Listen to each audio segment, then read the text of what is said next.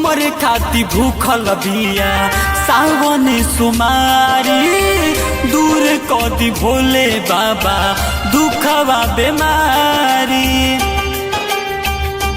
हे बाबा दूर कर देना। हमरे खाती भूखल बिया सावन सुमारी, दूर कदी बाबा पूरा दुखवा बेमारी।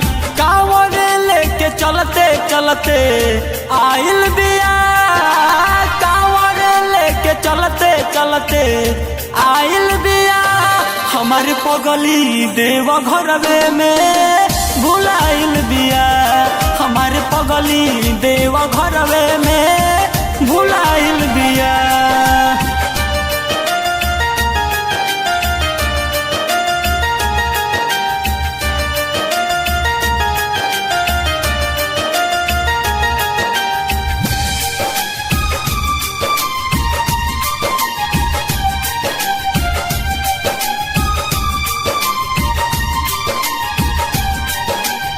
नियम से करे तो राउर सेवकाई, मनल बिया ढारे जले हर साल आई।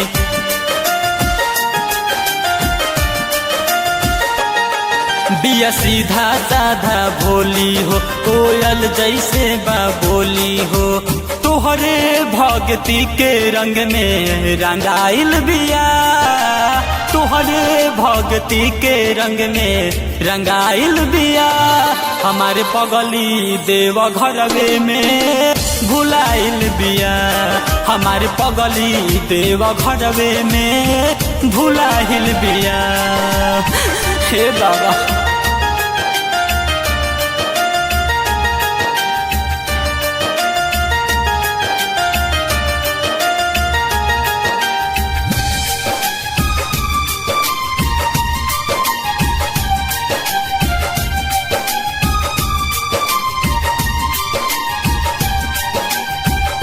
रोशन नरेंद्र तनी कर तू सहारा, मन मन खोजे मन तुस गुलशन बेचारा।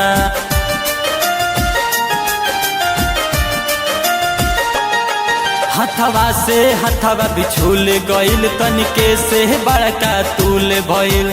बेल के पाता भोले दानी ले आइल बिया, बेल के पाता भोले दानी ले आइल बिया।